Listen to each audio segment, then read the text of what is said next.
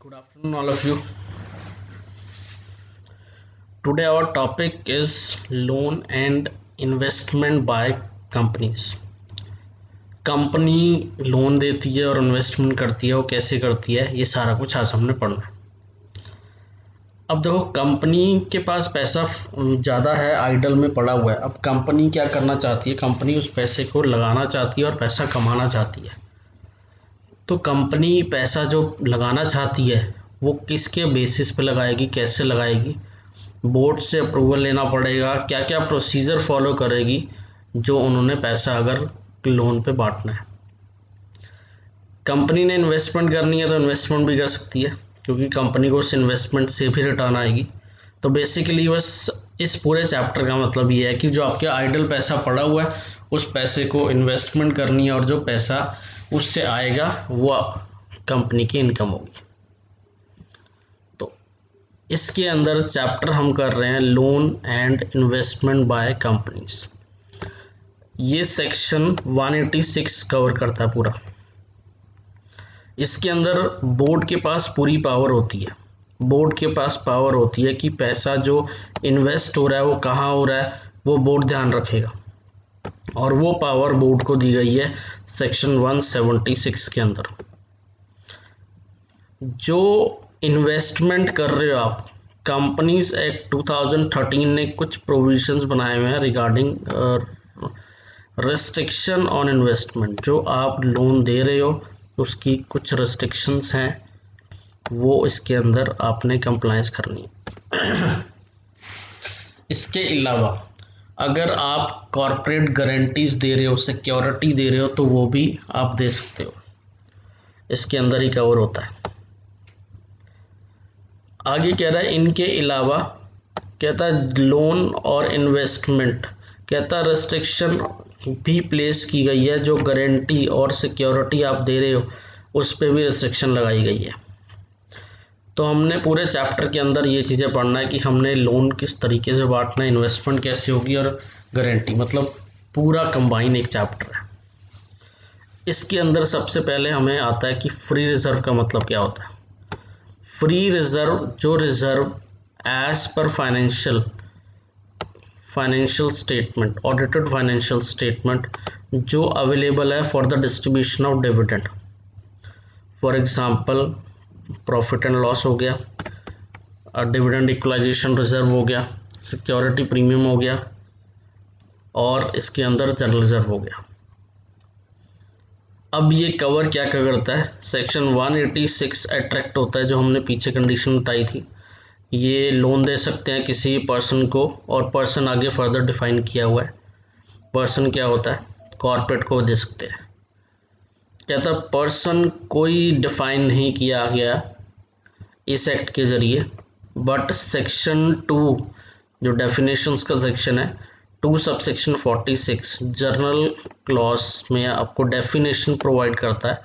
तो कहता है पर्सन के अंदर कोई भी कंपनी आ जाती है, एसोसिएशन, बॉडी ऑफ इंडिविजुअल आ जाएंगे, चाहे इनकॉर्पोरेटेड हैं और नहीं है। तो आप लोन दे सकते हो किसी भी पर्सन को और बॉडी कॉर्पोरेट को। आप गारंटी दे सकते हो, सिक्योरिटी प्रोवाइड कर सकते हो, ठीक है। आप एक्वायर कर सकते हो, बाय सब्सक्राइब, परचेज कर सकते हो, otherwise the security of any body corporate, मतलब इन्वेस्टमेंट।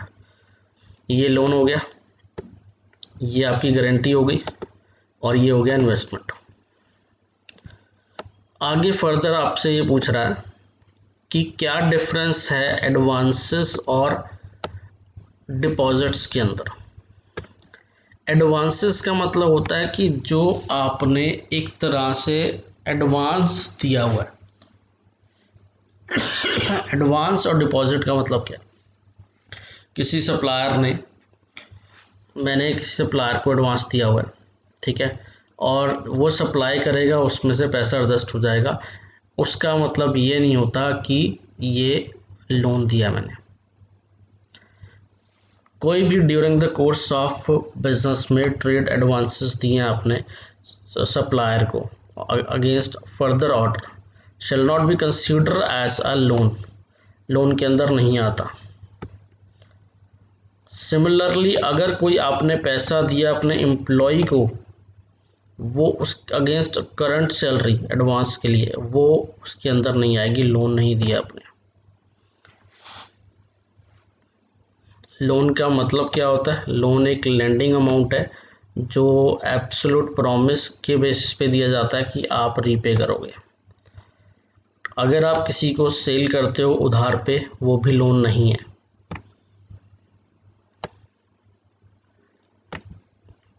क्या बुक डेट लोन है? देखो, बुक डेट होता है डेटर। डेटर को हम टाइम देते हैं कि भाई तो हमने 3 महीने तक तुम्हें पेमेंट करनी है तुम्हें, वो हमें 3 महीने तक पेमेंट करेगा। अगर वो 3 महीने तक नहीं करता तो बियॉन्ड जाता है अपने नॉर्मल क्रेडिट पीरियड से, तो उसके बाद वो लोन में कन्वर्ट हो जाता है। तो इसके अंदर डिफाइन किया हुआ है, कोर्ट ने ये जजमेंट के अंदर बताया कि credit extended beyond the normal limit period may be consider as the nature of loan. तो ये अट्रैक्ट हो जाएगा, इसके अंदर 186 सेक्शन अट्रैक्ट हो जाएगा। Where investment in mutual funds is also cover. Investment in mutual fund cover नहीं है, क्योंकि मोस्टली म्यूचुअल फंड को मैनेज ट्रस्ट कर रही है और ट्रस्ट एक बॉडी कॉर्पोरेट नहीं है। बट इसके अंदर एक यूनिट ट्रस्ट ऑफ इंडिया है, ये एक्सेप्शन है। वो यूनिट ट्रस्ट के बेसिस पे, एक्ट के बेसिस पे बनी हुई है और वो बॉडी कॉर्पोरेट है, तो उसके अंदर वो कवर हो जाएगा।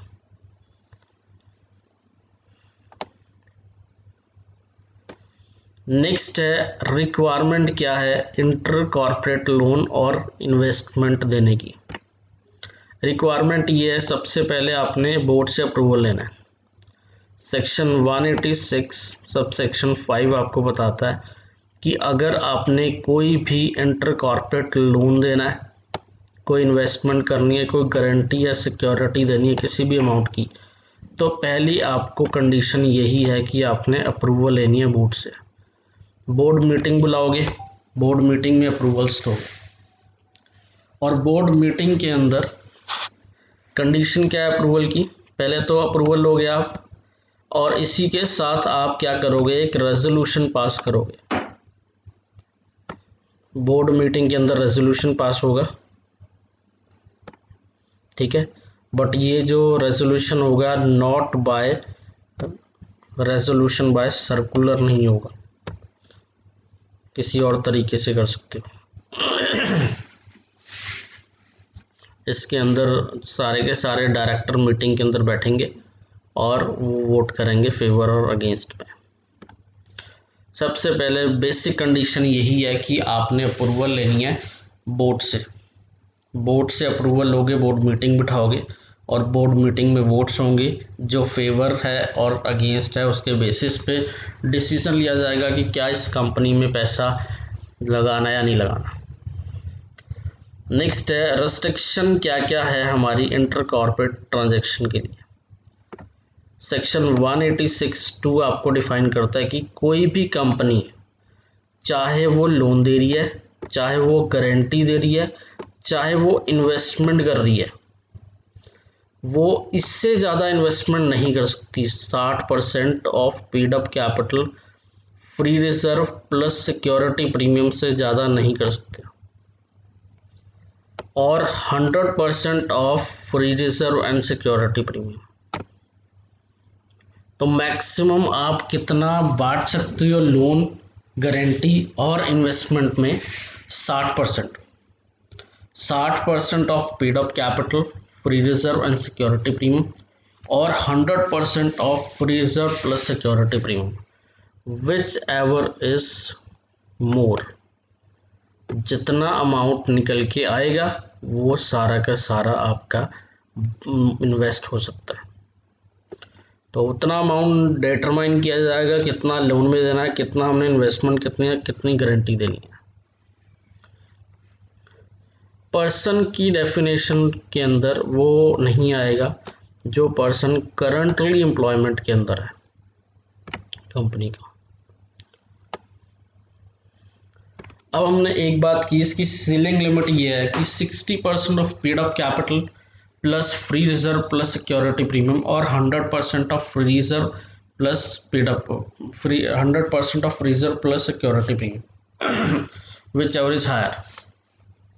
ये इसकी सीलिंग लिमिट है, इससे ज़्यादा हम नहीं दे सकते। प्रोवाइडेड कंडीशन 186(3) आपको बताता है कि आप इससे ज़्यादा दे सकते हो। कहता अगर टोटल मिला के लोन, इन्वेस्टमेंट और गारंटी टोटल मिला के अगर वो एक्सीड होते हैं लिमिट से जो स्पेसिफाइड की हुई है, तो उस केस में आप लोन नहीं बांट सकते जब तक आप ऑथराइजेशन नहीं लेते by passing a special resolution in the general meeting. Journal meeting के अंदर आपको अप्रूवल लेनी पड़ेगी। इससे ज़्यादा अगर करना चाहते हो तो उस केस में कर सकते हो आप। प्रोवाइडेड फर्दर कहता अगर लोन, कोई गारंटी, कोई सिक्योरिटी अगर अपनी प्रोवाइड कर रहे हो होली ओन्ड सब्सिडरी को या जॉइंट वेंचर को, या acquisition is made by holding company by of investment, तो वो चीज़ कवर नहीं होती इसके अंदर, वो इसके अंदर नहीं। होली ओन्ड सब्सिडरी अगर मेरी है तो अगर मैं उसे दे रहा हूँ तो उस केस में इसके अंदर आप कवर नहीं होता, मतलब इसके अंदर अप्रूवल लेने की ज़रूरत नहीं है। नेक्स्ट है प्रोवाइड फर्दर। आपने क्या करना है, ये डिस्क्लोजर देना है कितना लोन है, कितना गारंटी है, कितना आपने इन्वेस्टमेंट की है, ये फाइनेंशियल स्टेटमेंट के अंदर बताओगे।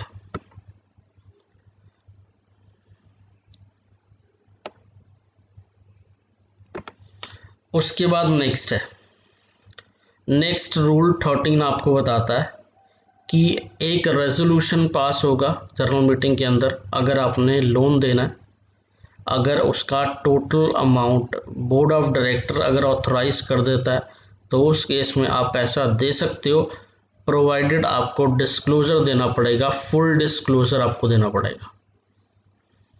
रेजोल्यूशन जनरल मीटिंग में पास हुआ, ठीक है, हमने एक्सीड कर दिया 60% से ऊपर, आपने रेजोल्यूशन जनरल मीटिंग में पास किया, ठीक है, और ऑथराइजेशन ले ली बोर्ड से, बोर्ड ने भी ऑथराइजेशन दे दी, और उसके बाद आपने सारा का सारा कंपनी डिस्क्लोज करेगी कि फाइनेंशियल स्टेटमेंट को मेंबर को बताएगी पर्टिकुलर्स किन प्रोविज़न के बेसिस पे इन्होंने दिया। कुछ स्पेशल नोट्स हैं। कहता ऊपर जो हमने अप्रूवल लिया है, जो शेयर होल्डर से अप्रूवल लिया है, शेयर होल्डर से अप्रूवल लेने की ज़रूरत नहीं है अगर लिमिट एक्सीड होती है।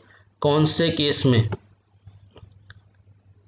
कहता सेक्शन ने रिलैक्सेशन दिया कि अगर गवर्नमेंट कंपनी है और गवर्नमेंट कंपनी एंगेज्ड है डिफेंस प्रोडक्शन, कोई अदर लिस्टेड गवर्नमेंट कंपनी है, तो उस केस में आपको अप्रूवल लेनी है एडमिनिस्ट्रेशन, जो मिनिस्ट्री है उससे ही अप्रूवल लोगे, आपको कोई शेयर होल्डर से अप्रूवल लेने की ज़रूरत नहीं है उस ट्रांजैक्शन के। स्पेसिफिकली एक्सक्लूड कर दिया है कि आप अगर 60% से ऊपर लिमिट करते हो तो उस केस में गवर्नमेंट कंपनी है, अगर डिफेंस प्रोडक्शन से डील कर रही है, कोई और अनलिस्टेड गवर्नमेंट कंपनी है, तो उस केस में उन्हें अप्रूवल चाहिए उनके एडमिनिस्ट्रेशन से, जो मिनिस्ट्री होगी उनसे अप्रूवल लेनी है बस, और किसी से अप्रूवल नहीं लेनी। और ये सारा का सारा आप डिस्क्लोज करोगे अपनी फाइनेंशियल स्टेटमेंट के अंदर। 186(4) के अंदर आप फुल डिस्क्लोजर दोगे।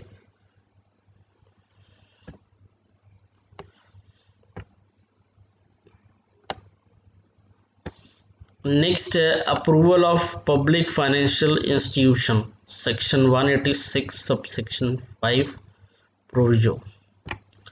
ये कहता है कि अगर आपने कोई फाइनेंशियल इंस्टीट्यूशन से लोन लिया है और अगर आप बांटना चाहते हो लोन 60% और 100% की कंडीशन, सीलिंग लिमिट तक, तो कहता कोई दिक्कत नहीं है, कोई अप्रूवल लेने की ज़रूरत नहीं है, कोई भी अप्रूवल लेने की ज़रूरत नहीं है अगर आप लिमिट के बेसिस पे रहते हो।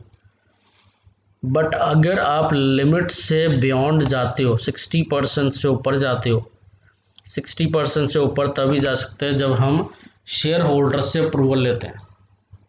तो अप्रूवल आप लेते हो शेयर होल्डर से, तो उस केस में आपने अप्रूवल पब्लिक फाइनेंशियल इंस्टीट्यूशन से भी लेनी है। ठीक है। नेक्स्ट है restriction on taking loan on the company registered with SEBI under section 12 of SEBI Act। Section 186 आपको बोलता है कि अगर कोई भी कंपनी रजिस्टर है सेबी से सेक्शन 12 के अंदर, तो उस केस में वो क्लासेस ऑफ कंपनी 60% तक ही इंटर कॉर्पोरेट लोन ले सकती है, इससे ज़्यादा नहीं ले सकती। और इन्हें कंपनी को फर्निश करना पड़ेगा अपनी फाइनेंशियल स्टेटमेंट में सारी डिटेल। नेक्स्ट है इंटरेस्ट। अब इस पे इंटरेस्ट रेट क्या होगा, जो हमने इंटर कॉर्पोरेट लोन बांटे हैं वो उस पे इंटरेस्ट क्या होगा। कहता वो interest not lower than prevailing yield, मतलब जो हमारा मार्केट में रेट चल रहा है उससे कम नहीं होना चाहिए। No loan shall be given under this section at the rate of interest lower than the prevailing yield for 1 year, 3 year, 5 year और 10 year government security closer to the tenure of the loan, provided ये section applicable नहीं होता जहाँ पे 26% से ज़्यादा paid up capital held की हुई है सेंट्रल गवर्नमेंट ने या तो गवर्नमेंट ने मिलके, या दोनों बोथ भी हो सकता है। अगर उन्हें आप लोन प्रोवाइड कर रहे हो तो उस केस में वो कंपनी की फंडिंग, मतलब आप उस कंपनी को लोन दे सकते हो जो इसमें है industrial research and development project के बेसिस पे, और उनका मेन ऑब्जेक्टिव यही है, मेमोरेंडम के अंदर स्टेट किया हुआ है, तो उस केस में ये सेक्शन अप्लाई नहीं होता। नेक्स्ट है सेक्शन 186(8) और रिस्ट्रिक्शन ऑन प्रोवाइडिंग लोन और गारंटी और security in case of default committed in the repayment of deposit. हमने डिपॉजिट का चैप्टर किया हुआ है। डिपॉजिट्स का मतलब क्या होता है, इससे पिछली वीडियो डिपॉजिट्स की है। अगर आपने डिपॉजिट्स में पब्लिक डिपॉजिट्स होते हैं, मेंबर से डिपॉजिट ले सकते हो आप, पब्लिक से डिपॉजिट ले सकते हो। अगर आपने डिपॉजिट को रीपे नहीं किया, उसे आपने इंटरेस्ट नहीं पे किया या प्रिंसिपल अमाउंट नहीं पे कर रहा है, तब तक आप ये inter corporate loan and investment नहीं कर सकते। पहले उसे इन्वेस्टमेंट को पे करो, जो भी आपने डिपॉजिट्स लिया उसे पे करो, तो तब तक ये नहीं कर सकते जब तक आप इस डिफ़ॉल्ट को गुड नहीं करते। रजिस्टर ऑफ लोन इन्वेस्टमेंट और गारंटी, ये एक अलग से रजिस्टर मेंटेन होंगे, ये MBP2 के अंदर जाएंगे, सेपरेटली एंटर होंगे। Particular of loan, guarantee, given, investment, ये सब के अलग अलग रजिस्टर होंगे।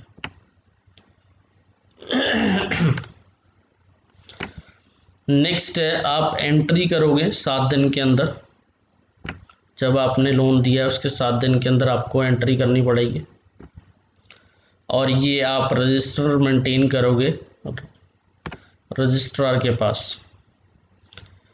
आप रजिस्टर ऑफिस के अंदर मेंटेन करोगे अपना जो आपका कंपनी का रजिस्टर ऑफिस है, और ये परमानेंटली प्रिजर्व रखोगे अपने पास।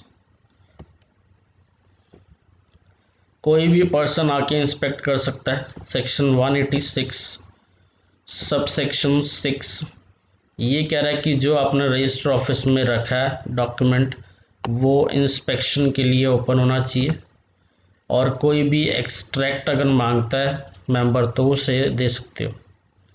On the payment of specific fees. अभी तक हमने पढ़ा कि हम कैसे लोन दे सकते हैं, क्या क्या कर सकते हैं, बट इसके अंदर आगे है नॉन एप्लीकेबिलिटी ऑफ सेक्शन 186(1). ये कहता है कि एप्लीकेबल नहीं होगा। किन केसेस में एप्लीकेबल नहीं होगा?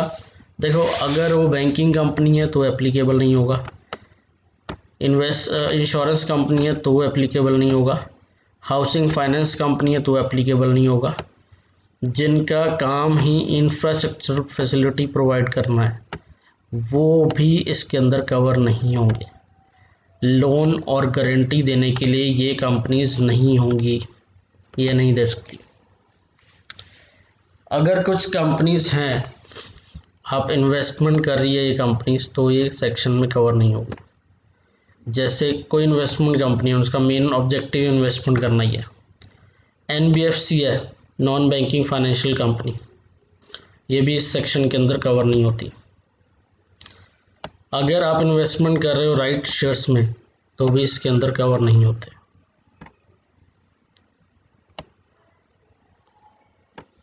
अब इन्वेस्टमेंट का मतलब क्या होता है? इन्वेस्टमेंट कंपनी का मतलब क्या होता है? इन्वेस्टमेंट कंपनी का मतलब होता है कि जिनका प्रिंसिपल बिजनेस ही एक्विजिशन हो, शेयर्स, डिबेंचर, कोई अदर सिक्योरिटी है।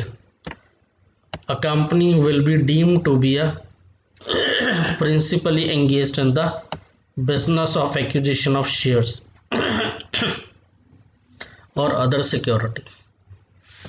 प्रोवाइडेड कंडीशन ये है कि ये उनकी जो टोटल एसेट्स हैं, टोटल एसेट्स का 50%, एटलीस्ट 50% ये इन्वेस्टमेंट वाले एसेट्स होने चाहिए। टोटल एसेट्स में 50% इन्होंने इन्वेस्टमेंट की होनी चाहिए। मतलब अगर मेरे पास 100 करोड़ की एसेट है तो 50% मेरी इन्वेस्टमेंट होनी चाहिए। सेकंड कंडीशन ये है कि जो इन्वेस्टमेंट कंपनी कमाती है उसकी टोटल अर्निंग का 50% मुझे इन्वेस्टमेंट से पैसा आना चाहिए, तो उस केस में मेरी इन्वेस्टमेंट कंपनी बोली जाएगी। नेक्स्ट है restriction on making investment through not more than 2 layers. होता क्या है? देखो, यहाँ पे हम बात कर रहे हैं होल्डिंग सब्सिडरी की। जैसे कि ये होल्डिंग कंपनी है, ये होल्डिंग कंपनी है, इसकी एक सब्सिडरी है, सब्सिडरी कंपनी है ये जो होल्डिंग कंपनी है, ये इसकी सब्सिडरी है, एक लेयर है। तो इसके अंदर काफ़ी मतलब हो सकता है, ए हो सकती है, बी हो सकती है, सी हो सकती है, डी हो सकती है, ई हो सकती है। ये लेयर 1 है। आगे जो सब्सिडरी की फर्दर सब्सिडरी कंपनी है, फर्दर सब्सिडरी कंपनी, सब्सिडरी की दूसरी सब्सिडरी कंपनी, ये हमारी सब्सिडरी कंपनी मानी जाएगी 2 लेयर तक। 2 लेयर तक ये हमारी ही कंपनी मानी जाएगी और 2 लेयर तक हम इसमें इन्वेस्टमेंट कर सकते हैं, लोन दे सकते हैं, बट नॉट एक्सीडिंग 2 लेयर। इसके अंदर बस यही आपको बताया हुआ है, थोड़ा सा ब्लर है। इसके अंदर 2 लेयर तक कर सकते हो आप, नॉट मोर देन 2 लेयर्स।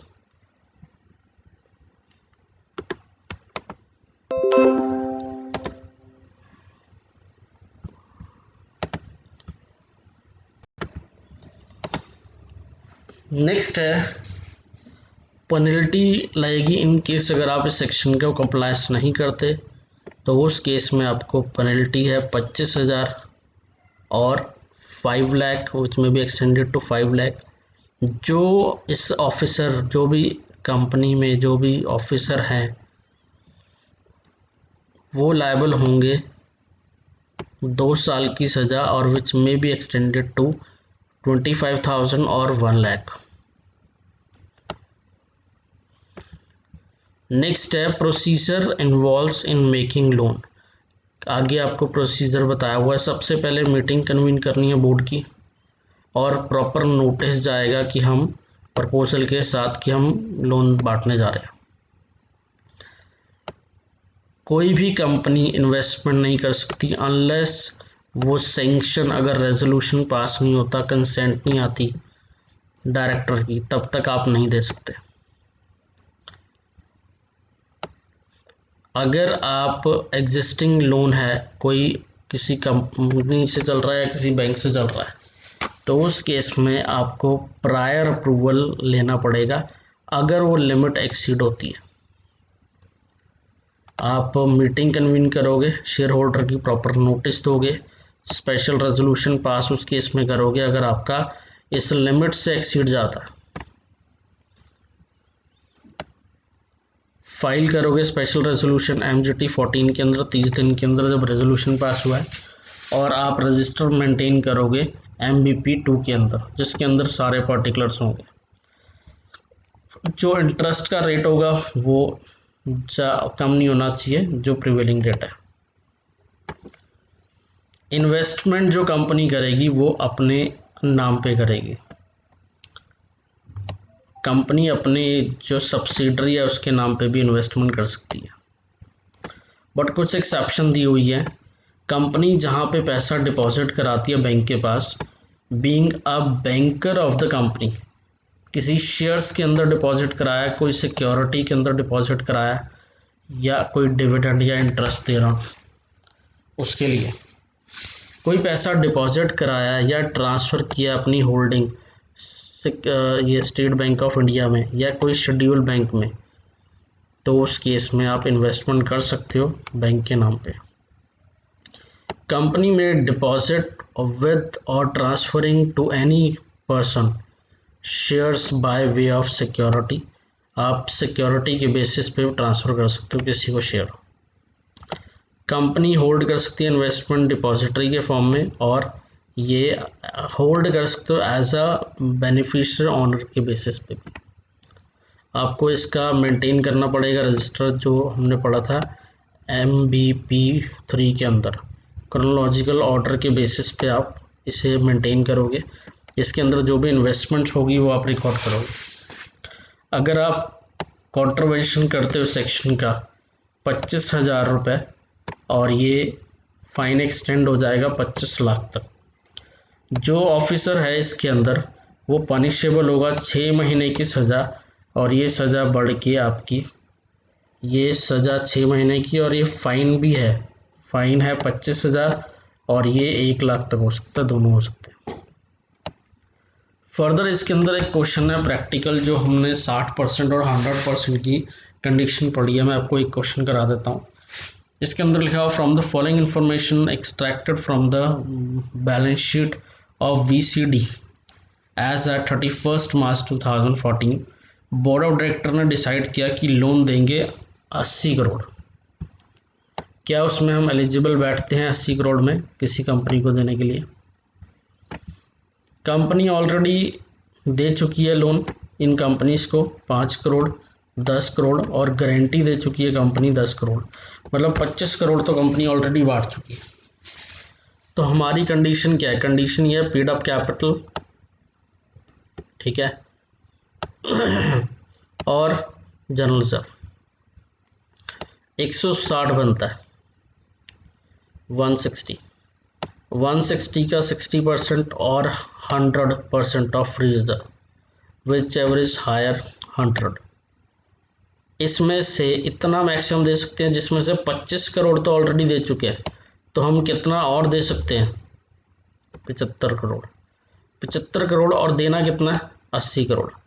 देखो 75 crore without passing special resolution हम दे सकते हैं, बट अगर कंपनी चाहती है 80 करोड़ देना तो कंपनी को अप्रूवल लेनी पड़ेगी शेयर होल्डर से, और 80 करोड़ कर सकती है कंपनी।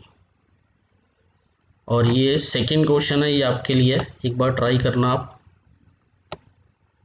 बस यही है चैप्टर।